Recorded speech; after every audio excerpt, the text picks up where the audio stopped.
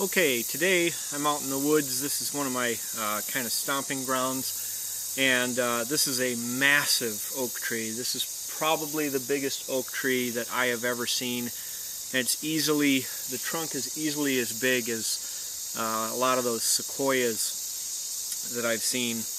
But that's not why I'm talking to you today. Today I wanted to tell you why I switched flashlights to the Surefire E1L Outdoorsman. And this isn't a review of it. There's plenty of people that are going to tell you like all the stats of it. You know, I forget off the top of my head what the weight and height are and all those sorts of things, but it's about as long as your middle finger, maybe a little longer. And it weighs a little bit more if you have the red cap on, but it's not much. And so I just wanted to tell you about this flashlight and why I got it. To do that, I need to let you know how I got to this point, and it'll be quick. Up until like a few years ago, I was still kind of stuck in the old style, like incandescent flashlight, like the mini mags was probably the most common one that I used. And then I found in Walmart one day like an El Cheapo LED flashlight, and I bought it. It was like 10 bucks or something, and it was many times brighter than my mag light. And I said, well, they're onto something there. And so I used that one for a while. Of course it broke, being 10 bucks. And I was going to upgrade flashlights to the kind of the new style, the LEDs. And I was looking around and I found the Fenix LD20. And I'll tell you a little bit about that just so you can understand some of the choices I made for this flashlight. The LD20 I had for a couple years, maybe 3, I'm not 100% sure, but it went on expeditions with me kind of all over the place, through the Amazon jungle a couple times, and then just basically all over the world. But most recently it went to Guyana with me. And up before that point, every once in a while, when you'd go to turn it on, the switch wouldn't work, and you'd have to take it off and take it apart and kind of blow on it and put it back together. And sometimes that'd work, and sometimes you'd have to do it more than once. But it was kind of a little bit undependable, but it was such a good flashlight. And it came with, well, you could buy separately. You could buy a headband that had has a little light attachment for hands-free use. And most of the time, if I'm going to have a flashlight on, it's because I need it to get some work done, and I like to have that hands-free operation.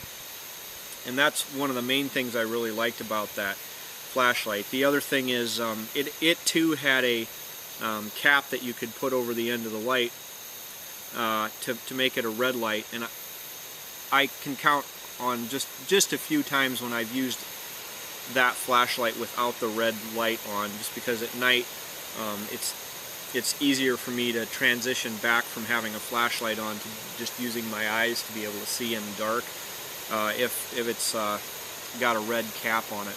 But so anyway, long story short, in Guyana the thing quit and I couldn't do my trick to get it working again, and thankfully I had a backup flashlight along. This is a Streamlight Micro Stream, and for being a El Cheapo little flashlight, it has quite a lot of neat features, and it's been pretty dependable so far. And the other neat thing is you can clip it on your hat by the way they did the pocket clip, and so you can have hands-free operation. The only problem was there's no red filter for it, and it's meant more for me as a backup light than as a main light. So I was looking for another main light. The Fenix, I eventually did get it working again, and it's somewhere in my house, but I can't find it, so that kind of forced the decision of upgrading to the Surefire. Now, there's some definite pros to this flashlight, and I kind of First time I saw one of these, my friend Jim Noka had one, only it was like the Executive or something like that, and it had been all over the place with him. It's beat up, had been to like Iraq, Afghanistan, all these different places, and just wouldn't quit. And his was so old that it was the incandescent version, and he had to swap out the front with some sort of a special kit to turn it into a LED flashlight. So it had been around the block, and it never failed him. And that's kind of what I was looking for, was something that was going to take some abuse and not fail. And so they didn't make his model anymore, but I found this one, and it was pretty close, and it had a lot of the features that I was looking for. It's small enough that you don't really notice it in your pocket all that much, and it's light enough that it's not going to, you know, add a significant amount of weight to your kit, not like those old 4D cell mag lights anyway. And it surprisingly, despite being a little front heavy, the way they did the pocket clip, if you put it all the way on your cap, it really doesn't feel all that heavy for the hands-free operation. I probably still would like, you know, a little sideband for this, but I haven't found that yet. The other option would be a Surefire Minimus, and I have one of those too, but I'll talk about that later. But anyway, with this flashlight, a couple of the features that I liked are when you're carrying it in your pocket, there's no way to turn it on and off if you just unscrew that battery cap a little bit. Once you turn that on, once you screw it on, it'll engage, so you're not going to wear your battery out on accident by it turning on in your pocket. The other thing is it's got a high and a low mode, so if you just click it once, it'll go on low, but if you click it again, off and on again within 2 seconds, it'll go to the high mode. So there's it's kind of a dual mode flashlight. I don't see myself using the high mode that much, more the low mode to conserve batteries. Some of the improvements that I see in this over the LD20 are this red cap is kind of a rubberized squishy thing.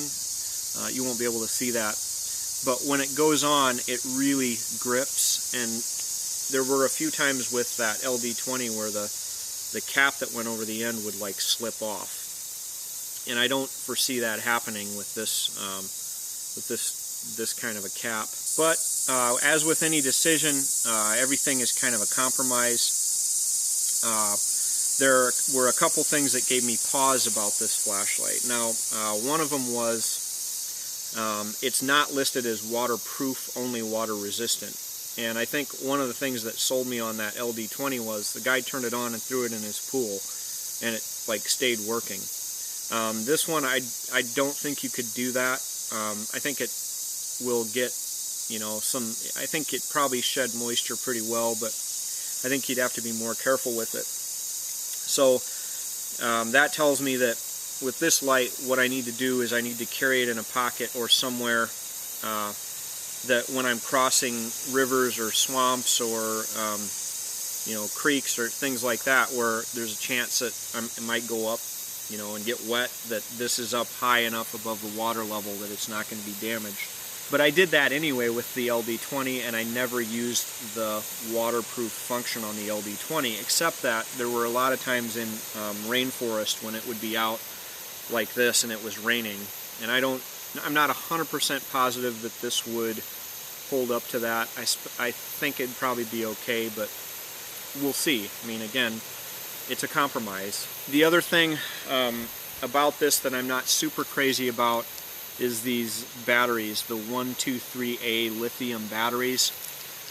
Most of the places I go, you're never ever going to find that battery in country.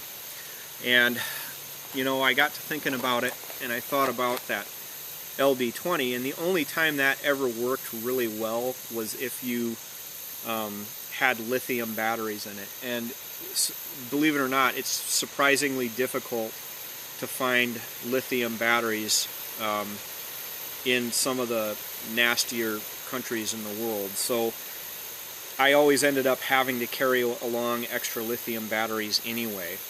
And you know, so once I got to thinking about it that way, it didn't really bother me, and you can buy like a dozen of these suckers, and it's not that much money, and it's got the battery sitting in this box has a 10-year shelf life. So over the course of 10 years, I mean, I'll have bought all the batteries I'm ever going to use for the flashlight with this one purchase. So, you know, again, it's a compromise. This won't run on AA's or AAA's, but, you know, the other flashlights and the really powerful ones don't work all that well, at least in my experience, using regular alkaline batteries anyway.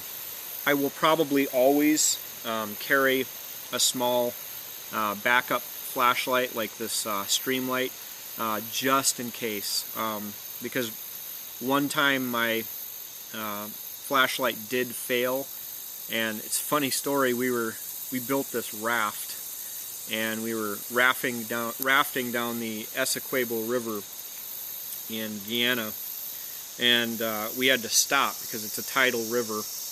And we went, and then the tide started coming back in, so we were going to be pushed back upriver. So what we ended up doing was mooring the raft on an island.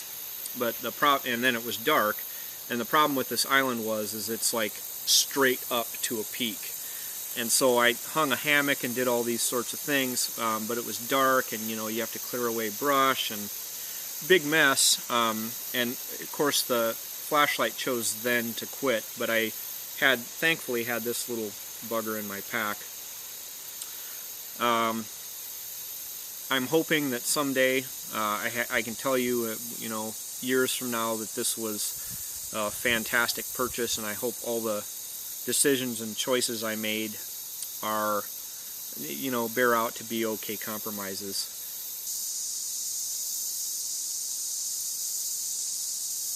So that's it. I'm going to get back to enjoying the outdoors, and hope to see you on the trail.